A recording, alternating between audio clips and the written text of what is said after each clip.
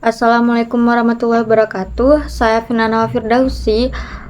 Pada bab 1 ini saya akan menjelaskan mengenai deskripsi entitas bisnis dan alur proses produksi bakso Pak Tomo Medium. Bakso Pak Tomo Medium merupakan salah satu UMKM yang bergerak di bidang kuliner dan telah beroperasi sejak tahun 2000-an. Usaha ini cukup dikenal oleh masyarakat Pamekasan karena memiliki cita rasa yang khas dan tekstur bakso yang disukai oleh konsumen. Oleh karena itu, bakso Pak Tomo pernah menjadi salah satu pilihan favorit masyarakat. Namun seiring berjalannya waktu dan semakin banyaknya usaha bakso yang baru, bakso Pak Tomo mulai mengalami penurunan kualitas. Hal ini disebabkan oleh kurangnya inovasi serta kebersihan dan pelayanan yang belum maksimal. Akibatnya, daya saing usaha ini menurun dibandingkan dengan para kompetitornya. Berdasarkan kondisi tersebut, kelompok kami melakukan audit untuk mengidentifikasi berbagai permasalahan yang ada dan mencari solusi yang dapat membantu meningkatkan kualitas produk maupun layanan bakso Pak Tomo. Adapun alur proses produksinya dimulai dari persiapan bahan baku, penggilingan daging, pengadukan adonan, pencetakan bakso, perebusan, pendinginan hingga penyajian kepada konsumen. Dengan memahami profil usaha dan proses produksinya, kami dapat mengetahui titik-titik yang berpotensi menimbulkan masalah kualitas sehingga menjadi dasar dalam melakukan perbaikan pada tahap selanjutnya. Di sini saya Sofia Indriana, saya akan membahas pada poin B yaitu laporan temuan audit awal. Di sini pada bagian laporan temuan audit awal kami melakukan pengamatan terhadap kualitas produk dan layanan bakso Pak Tomo Madiun selama kurang lebih 25 hari produksi dengan jumlah sampel sebanyak 375 unit produksi. Berdasarkan data yang diperoleh, ditemukan sekitar total 127 temuan atau kecacatan baik yang berkaitan dengan kualitas produk maupun kualitas layanan. Setiap subgrup itu terdiri dari 15 unit produksi dan jumlah cacat yang ditemukan bervariasi antara 2 hingga 13 temuan pada tiap periode pengamatan. Hasil audit awal ini menunjukkan bahwa masih terdapat ketidakkonsistenan dalam proses operasional. Beberapa masalah yang ditemukan antara lain yaitu yang pertama dari kualitas produk, terus kurang terjaganya kebersihan, terus serta pelayanan yang belum optimal dibandingkan dengan kompetitor yang ada saat ini.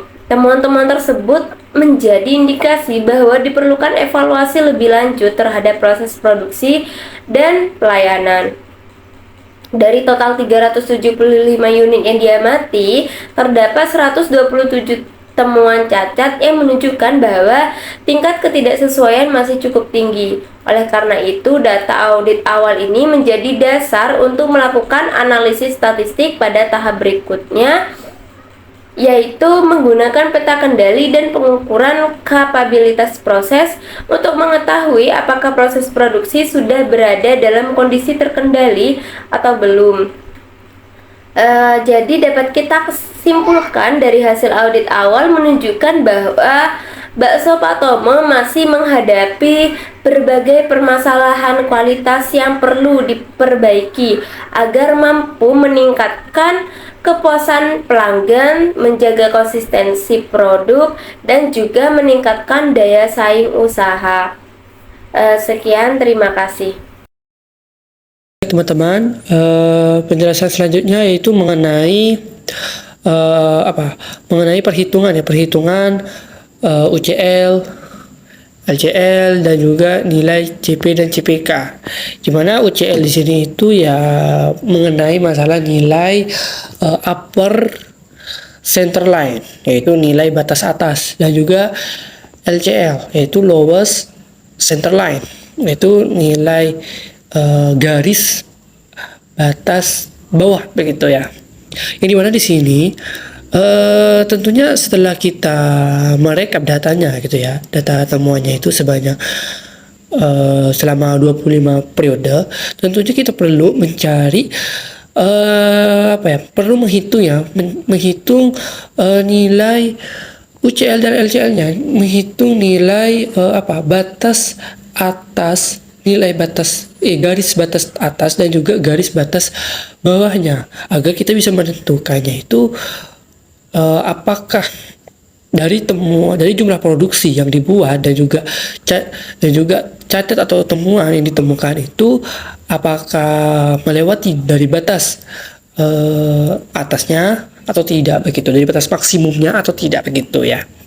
Yang dimana di sini ada 25 periode, ada jumlah produksinya itu sebanyak 15 dan juga cacat atau temuannya itu beragam ya. Yang pertama, pada periode pertama itu ada 3 temuan, pada periode kedua itu ada 13, pada periode ketiga itu ada 7, periode keempat ada cacat atau temuannya itu ada 3 dan seterusnya begitu. Yang dimana di sini tentunya kita perlu mencari nilai proporsinya. Nah, nilai proporsi di sini itu tentunya kita dapat memperolehnya ya.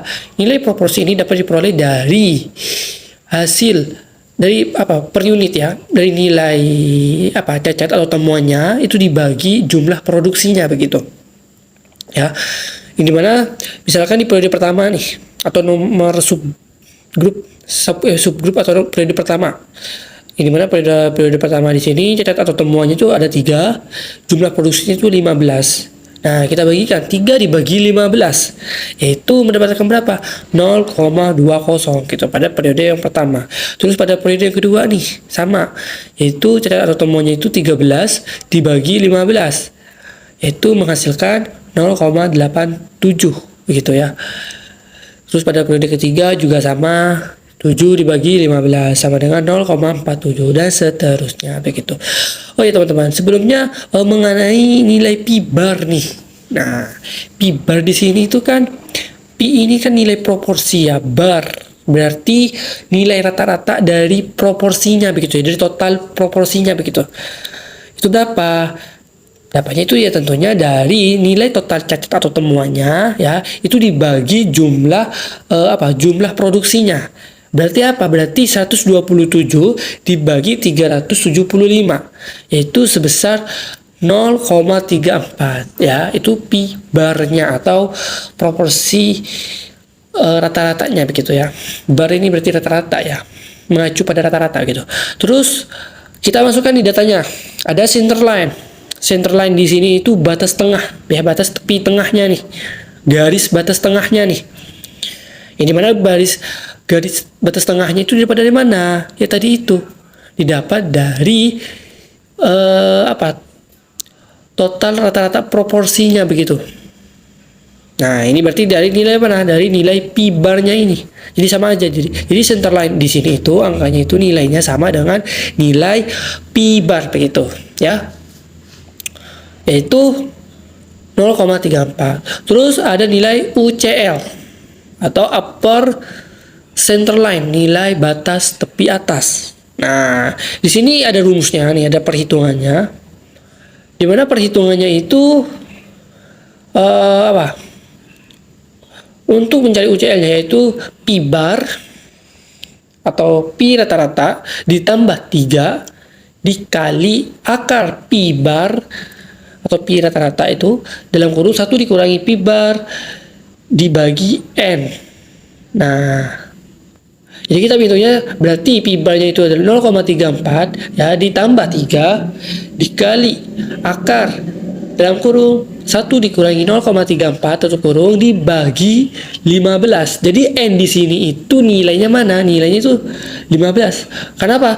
Karena jumlah produksinya ini kan atau jumlah sampelnya ya, sampelnya atau jumlah produksinya itu kan seragam ya, berarti menggunakan n biasa. Tapi kalau misalkan jumlah sampelnya teman-teman itu tidak seragam ya, misalkan jumlah produksinya atau jumlah sampelnya itu ada 14, 13, 12 misalkan gitu, gak seragam, berarti menggunakan n bar atau n rata-rata gitu ya, perlu dihitung rata-ratanya begitu. Tapi kan dikarenakan di sini jumlah sampelnya di sini itu seragam, berarti kita menggunakan rumus n biasa begitu ya, sehingga dibagi 15. Hasil yang ditemukan berapa? UCL-nya yaitu 0,71 begitu. pada nilai LCL-nya nih, yaitu lowest center line, nilai batas tepi bawah. Dimana di sini tentunya rumusnya sama, cuman berbedanya di sini. Kalau LCL di sini itu P bar dikurangi 3 gitu ya. P bar dikurangi 3 dikali akar P bar dalam kurung 1 dikurangi P bar dibagi N. Begitu ya. Jadi Jadi kalau yang sebelumnya itu, kalau yang UCL itu yang batas tepi atas itu ditambah 3. Nah, kalau LCL ini itu dikurangi 3. Dimana hasilnya itu diperoleh minus 0,03 begitu. Nah, dikarenakan nilainya ini yang diperoleh itu minus 0,03, maka apa?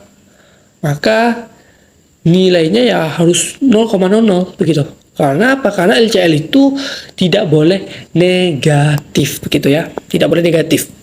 Terus lanjut pada nilai perhitungan nilai CP dan CPK. Di mana di sini teman-teman, untuk perhitungan nilai CP dan CPK tentunya dapat diperoleh dari penentuan dari perhitungan dari USL upper spesifikasi line ya, dan juga lowest specification line, itu batas spesifikasi atas dan juga batas spesifikasi bawah. Dimana tentunya untuk OSL dan LSL di sini tentunya kita dapat menentukannya itu dapat dari mana? Tentunya bukan didapat dari data perhitungan, enggak tadi. Bukan dapat dari data tabel perhitungan tadi seperti UC dan LCL, enggak beda. Tapi OSL dan LSL di sini tentunya itu dapat ditentukan ya teman-teman, dapat ditentukan dari mana? Dari spesifikasi dari konsumen itu boleh, atau mungkin dari pihak perusahaannya juga boleh. Berapa persen nih batas spesifikasi atasnya nih, berapa persen nih batas spesifikasi bawahnya. Nah, di sini teman-teman kita menentukannya itu 90% atau 0,90. Sedangkan untuk LSL itu 10% atau 0,10. Nah, terus juga kita perlu menentukan juga standar deviasinya atau persimbangan bakunya. Ya begitu. Dimana di sini untuk kita mencari nilai standar deviasinya itu dengan rumus akar P bar dalam kurung 1 minus P bar tutup kurung dibagi N gitu ya. Jadi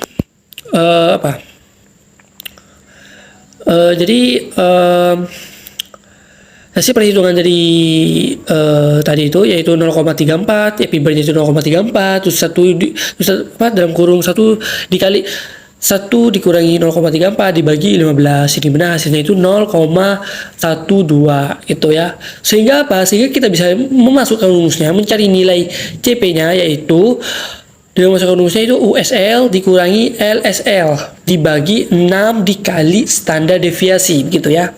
Ini dimana kita tinggal masukkan datanya aja. USL-nya tadi itu yaitu 0,90 dikurangi 0,10 dibagi 6 dikali 0,12. Ini dimana hasilnya yang ditemukan yaitu 0,90 begitu teman-teman. Terus setelah itu kita perlu juga mencari nilai CPK-nya. Nah, ini nih yang akan menjadi penentuannya nih. Nilai CPK di sini itu tentunya kalau misalkan nilainya itu kurang dari 1, maka proses produksinya ini lagi tidak stabil begitu. Tapi kalau misalkan nilai yang dihasilkan dari CPK-nya ini lebih dari 1, maka proses produksi pada perusahaannya atau pada UMKM bakso Pak Tomo Madiun ini tentunya sesuai ya, tidak ada masalah begitu ya pada proses produksinya. Makanya di sini kita cari itu dimana nilainya itu minimal dari CPU atau dari nilai CPL-nya. Nah, CPU-nya di sini itu rumusnya itu adalah USL dikurangi P bar dibagi 3 dikali standar deviasi atau dikali akar P bar dalam kurung 1 dikurangi P bar dibagi N begitu ya. Ini mana yang sedangkan CPL itu kebalikannya. Kalau CPL ini berarti kita mencari lowestnya ya. Kalau tadi CPU itu menjadi uppernya, batas atasnya. Kalau ini menjadi CP terbawahnya, terendahnya begitu ya. Ini mana rumusnya itu P bar dikurangi LSL dibagi 3 dikali standar deviasi. Terus tinggal kita masukkan aja perhitungannya, di mana di sini datanya yaitu untuk CPU. Kalau untuk USL dikurangi P bar yaitu berarti 0,90 dikurangi 0,34. eh, dibagi 3 dikali 0,34 dikali 1 kurangi 0,34 dibagi 15 sama dengan 0,18. Sedangkan CPL juga sama ya. Sebaliknya itu 0,34 dikurangi 0,10 dibagi 3 kali standar deviasinya itu 0,33 sehingga CPK dihasilkan itu CPU-nya itu 0,89. Oke, lanjut kita bahas mengenai grafik peta kendali nih. Nah, dari grafik peta kendali di sini, ini tentunya nih hasil dari perhitungan tadi itu ya, tabel perhitungan UCL dan LCL-nya begitu ya. Dimana di sini teman-teman, kalau kita perhatikan bahwasanya untuk proporsinya ini yang berwarna biru nih, grafik yang berwarna biru nih garisnya nih. Nah untuk yang CL ya garis batas tengahnya ini yang berwarna oranye. Nah untuk yang uppernya itu yang UCL itu yang berwarna hijau, sedangkan LCL itu yang paling bawah ini yang berwarna biru muda gitu ya, yang ada di 0,00 itu 0,00. Nah, dimana di sini teman-teman, kalau kita perhatikan ternyata pada periode kedua dan juga di periode ke-10 itu ternyata tembus dari UCL nih, batas tepi atasnya nih. Dimana yang pada periode kedua di sini, kalau kita perhatikan pada tabel tadi itu yaitu bahwasanya proporsinya itu 0,87, sedangkan UCL-nya itu kan 0,71, berarti tembus nih. Sedangkan pada periode ke-10 ya itu proporsinya itu 0,80.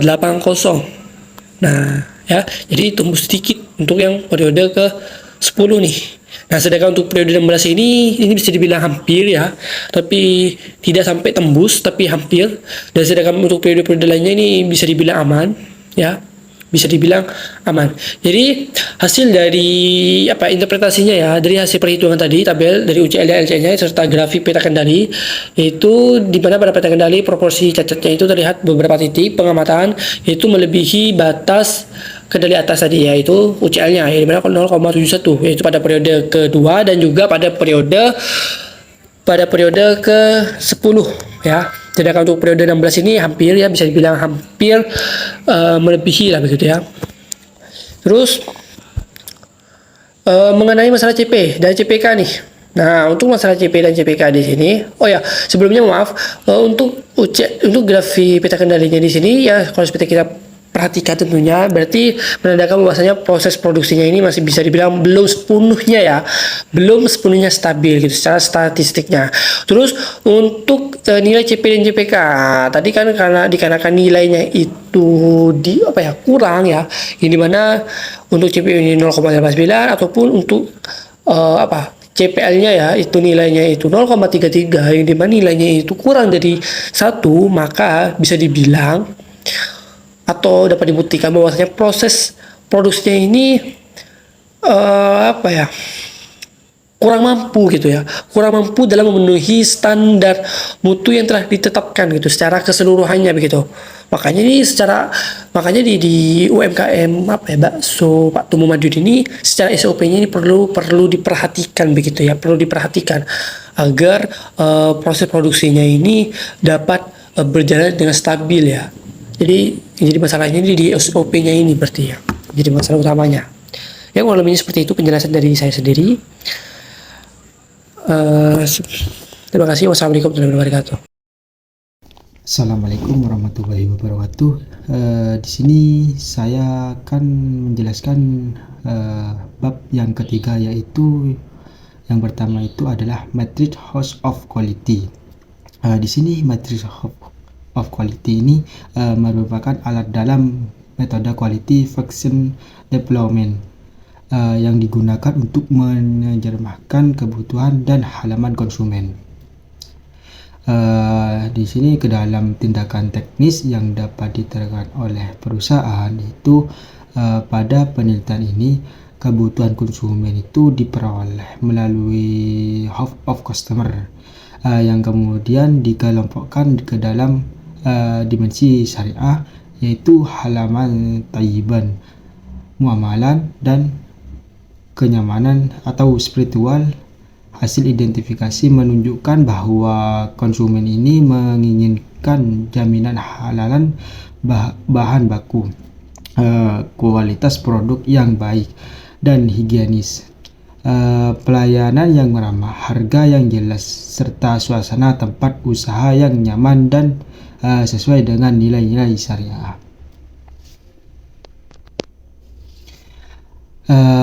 Di sini melalui matriks Aoki ini seluruh kebutuhan konsumen dipetakan dengan berbagai karakteristik teknis yang harus diperoleh oleh usaha. Hasil analisis kami ini menunjukkan bahwa aspek proses ini mengelola yang higienis dan bersih dan menjadi prioritas utama karena memiliki pengaruh paling besar terhadap kepuasan konsumen. Selain itu, kualitas bahan baku dan kepastian kehalalan produk juga menjadi fokus utama yang harus diperhatikan oleh pelaku usaha. Dengan demikian, matriks ini menjadi dasar dalam menentukan strategi perbaikan yang sesuai dengan kebutuhan konsumen. Yang kedua itu adalah penjelasan fitur baru produk atau jasa yang dihasilkan dari analisis data. Di sini berdasarkan hasil analisis matriks KFD House of Quality ini ditemukan bahwa kebutuhan utamanya itu konsumen berpusat pada kepastian kehalalan, kualitas bahan baku yang baik, serta proses pengolahan yang higienis dan konsisten. Di sini selain itu terdapat permasalahan berupa belum adanya standar operasional yang jelas dalam menjalankan aktivitas produksi dan pelayanan. Di sini kondisi tersebut dapat menyebabkan kualitas produk yang tidak seragam, kebersihan yang kurang terjaga, serta menurunkan tingkat kepercayaan konsumen terhadap usaha tersebut. Sebagai solusi inovatif, dirancang fitur baru berupa standar operasional prosedur terintegrasi berbasis syariah yang menjadi pedoman dalam seluruh aktivitas usaha atau disebut SOP. Ini mencakup prosedur pemilihan dan sertifikasi bahan baku halal, standar kebersihan dan sanitasi dalam proses produksi. Sistem pelayanan yang ramah dan profesional ini serta mekanismenya itu penetapan harga yang transparan. Dengan adanya SOP tersebut, seluruh proses usaha dapat menjalankan lebih terstruktur, konsisten dan mudah diawasi sehingga mampu meningkatkan kualitas produk dan kepuasan konsumen. Yang ketiga itu adalah sesuaian dengan regulasi ISO atau sertifikasi halal. Di sini penerapan SOP-nya itu terintegrasi berbasis syariah, tidak hanya bertujuan untuk meningkatkan kualitasnya operasional usaha, akan tetapi juga mendukung perusahaan berbagai regulasi dan standar yang berlaku. Di sini SOP yang terdokumentasikan dengan baik dapat menjadi bukti penerapan sistem manajemen mutu yang selaras dengan prinsip-prinsip standar kualitas seperti ISO, terutama dalam aspek pengendalian proses, dokumentasi, dan perbaikan berkelanjutan. Selain itu, SOP juga mempermudah proses pengajuan dan peliharaan sertifikasi halal karena seluruh tahapan produksi, mulai dari pemilihan bahan baku hingga penyajian produk kepada konsumen, telah memiliki prosedur yang jelas dan terdokumentasi. Dengan adanya kesesuaian terhadap regulasi dan standar halal, usaha dapat memberikan jaminan yang lebih kuat kepada konsumen mengenai keamanan, kualitas, dan halalan produk yang ditawarkan. Hal ini tidak hanya meningkatkan kepercayaan pelanggan akan tetapi juga memberikan nilai tambah dan keunggulan kompetitif bagi usaha dalam menghadapi persaingan pasar yang semakin ketat. Nah, baik, sekarang kita masuk ke bagian kesimpulan. Nah, dari seluruh hasil penelitian dan analisis yang sudah rekan saya bahas tadi, ada beberapa hal yang penting yang bisa kita simpulkan. Nah, yang pertama itu dari hasil survei dan masukan dari para konsumen. Nah, di sini kita bisa lihat bahwa hal-hal yang paling diutamakan dalam menjadi alasan mereka mau datang lagi ke bakso Pak Tomo itu sebenarnya sederhana banget pastinya. Nah, mereka itu sangat memperhatikan 3 hal utama. Nah, yang pertama itu kepastian bahwa semua bahan yang dipakai itu halal dan aman dikonsumsi.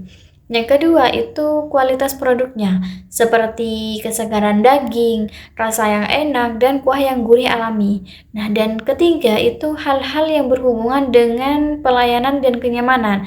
Misalnya, kebersihan tempat, pelayanan yang ramah, dan harga yang terjangkau serta yang jelas.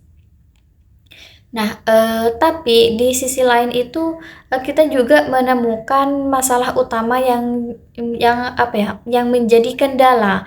Masalahnya adalah sampai sekarang ini usaha ini tuh belum memiliki aturan atau pedoman tertulis yang jelas. Nah, jadi semua kegiatan usaha itu masih tergantung kebiasaan atau cara kerja yang biasa dilakukan saja. Nah, akibatnya kualitas produk dan pelayanan itu seringkali berubah-ubah. Pastinya kebersihan itu juga tidak selalu terjaga dengan konsisten. Dan yang paling penting itu kepercayaan konsumen belum bisa dibangun sepenuhnya karena semua hal itu tidak teratur.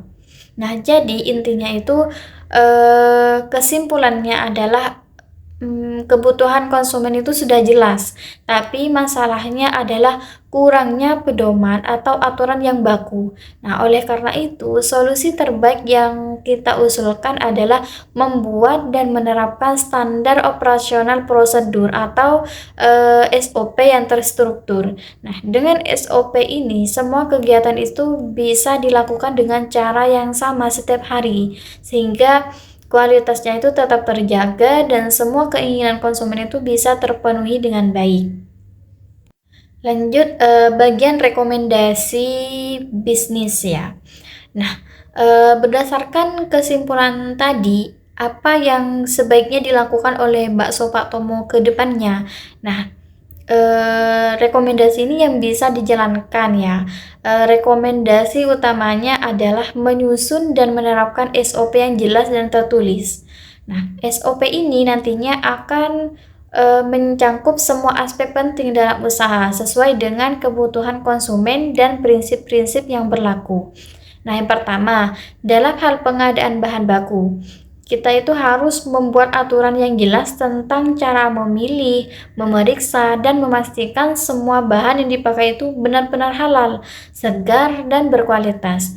Nah, terus yang kedua, untuk proses pengolahan dan penyimpanan, atur langkah-langkah kerja yang membuat semua proses menjadi lebih higienis, rapi, dan aman.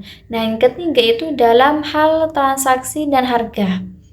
Nah, di sini tetapkan aturan tentang cara menentukan harga yang adil, yang jelas dan tidak berubah-ubah sembarangan. Nah, serta pastikan sistem pembayaran yang digunakan itu sesuai dengan prinsip yang berlaku. Nah, terus yang terakhir untuk pelayanan dan kenyamanan. Nah, membuat standar tentang cara melayani konsumen yang ramah, cepat, dan juga aturan yang menghormati waktu ibadah mereka. Nah, kenapa SOP itu penting? Karena dengan adanya aturan yang jelas seperti ini, semua kegiatan usaha itu bisa dijalankan dengan konsisten. Kesalahan-kesalahan yang sering terjadi itu bisa dikurangi, kualitas produk dan pelayanan akan tetap terjaga setiap harinya. Nah, dan yang paling penting, ini menjadi bukti nyata bahwa usaha ini benar-benar berkomitmen untuk memenuhi kebutuhan konsumen. Nah, selain itu, SOP ini juga akan memudahkan usaha ini nantinya jika ingin mengajukan sertifikasi halal atau standar kualitas lainnya, sehingga bisa lebih dipercaya lagi oleh semua orang. Nah, jadi dengan menerapkan SOP yang terstruktur ini, kita itu bisa menjawab semua kebutuhan yang diinginkan konsumen, memperbaiki kualitas usaha secara keseluruhan, dan membuat bakso Pak Tomo ini bisa tetap berkembang dan bersaing dengan baik di masa depan.